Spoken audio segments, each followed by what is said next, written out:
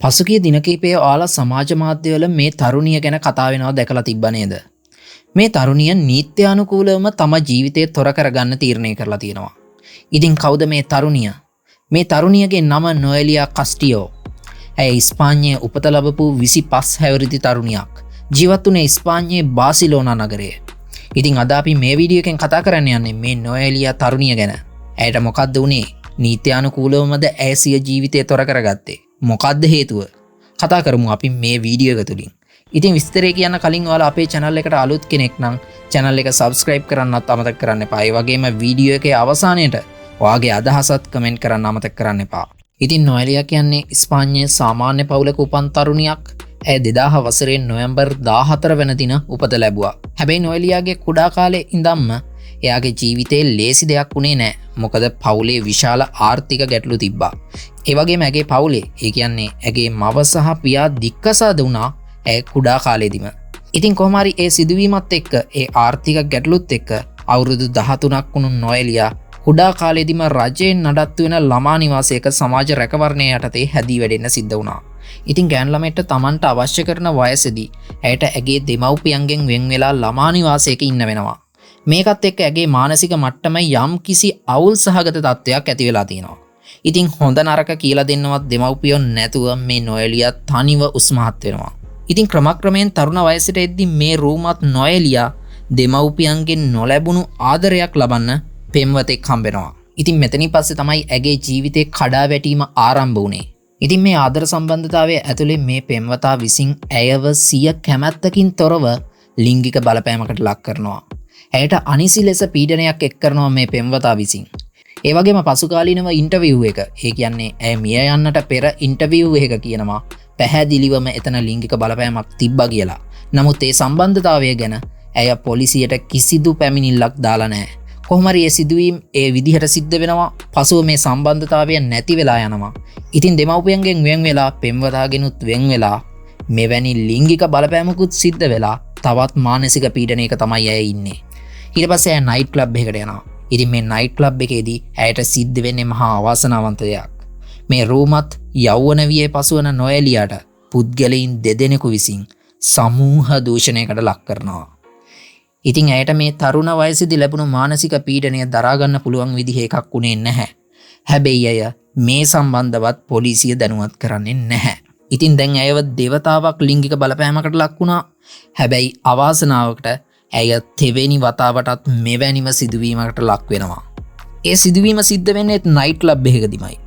මෙවර ඇයට පුද්ගලයන් තිදෙනෙකු විසින් සමූහ දූෂණයකට ලක් කරනවා.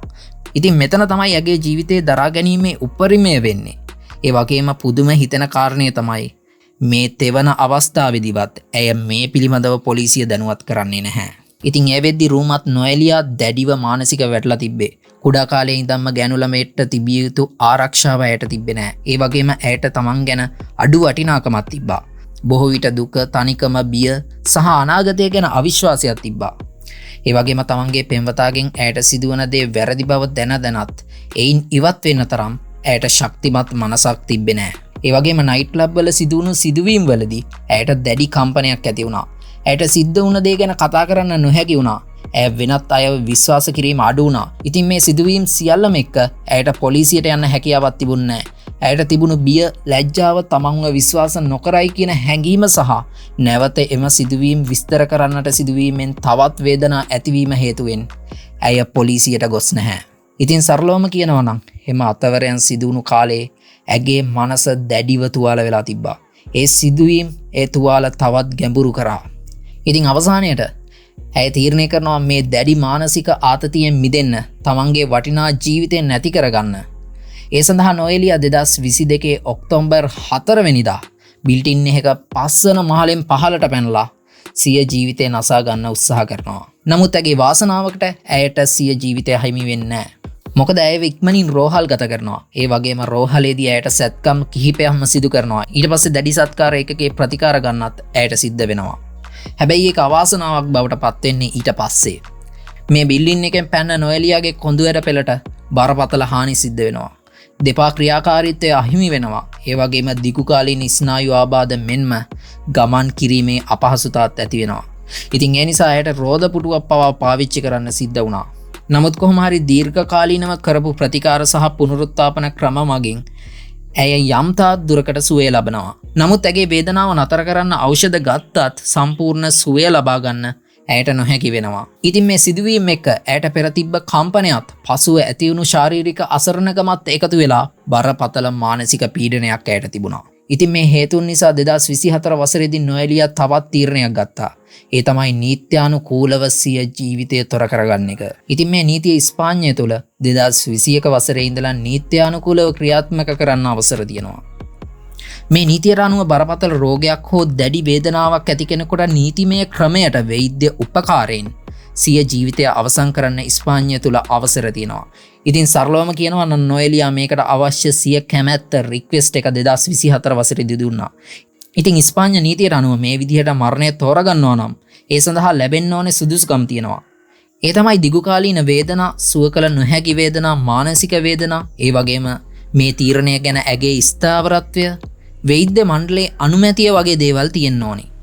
ඉතින් ඇය කියන්නේ මේ මරණය තෝරගත්තේ සිය ජීවිතය ගැන අගයක් නැති නිසා නෙවෙයි, අඛණ්ඩව තියෙන වේදනාවෙන් නිදහස් වෙන්න අවශ්‍ය නිසා බවට මීට පෙර මිය යන්නට පෙර ඉන්ටර්විව් එකක පැහැදිලි කරලා තිබුණා. හැබැයි මේ තීරණයට ඇගේ පියා විරුද්ධ වුණා. ඇගේ පියා මේ තීරණයට විරුද්ධව අධිකරණයට ගියා. ලෝයර්ස්ලා එක්ක ඇගේ මේ තීරණයට විරෝධයක් ඉදිරිපත් කරා.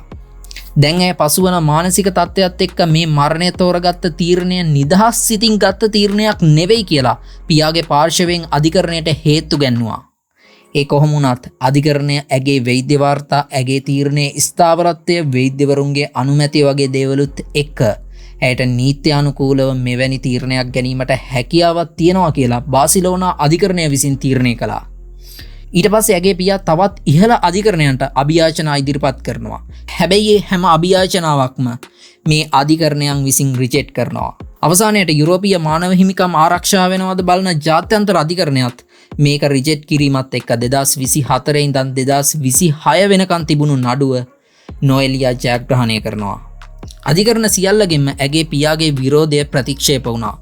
අවසානයට නීතිමය බාධා නැතුව 2026 මාර්තු 26 වෙනිදා වෛද්‍ය උපකාරයෙන් කිසිදු වේදනාවක් නොමැතිව ඇය සිය ජීවිතය නිම කරනවා.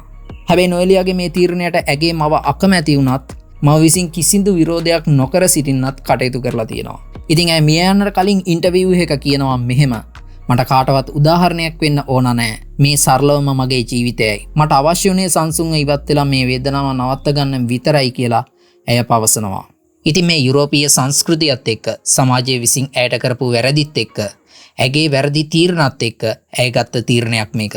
නමුත් මේ වීඩියෝ බලන ඔයා මොන ප්‍රශ්න මතවත් සිය ජීවිතය නැති කරගන්න උත්සාහ කරන්න එපා. මොකද කලාතුරකින් ඔබට ලැබෙන මනුෂ්‍ය ජීවිතය නැති කරගන්න එක ආනන්තරීය පාප කර්මයක්. ඒ වගේම ඔබේ පවුලේ සහ ළඟම අයගේ සිතට වේදනාවක් නොදී සාර්ථක පුද්ගලයෙක් විදිහට ජීවත් වෙන්න හැමදාම උත්සාහ කරන්න. මේ පණිවිඩයත් එක්ක ඔයාගේ අදහසත් පහලින් කමෙන්ට් කරන්න අමතක කරන්න එපා. ඉතින් අදට ගිහින් එන්නම්. ඔයාලා හැමෝටම සුබම සුබ දවසක්.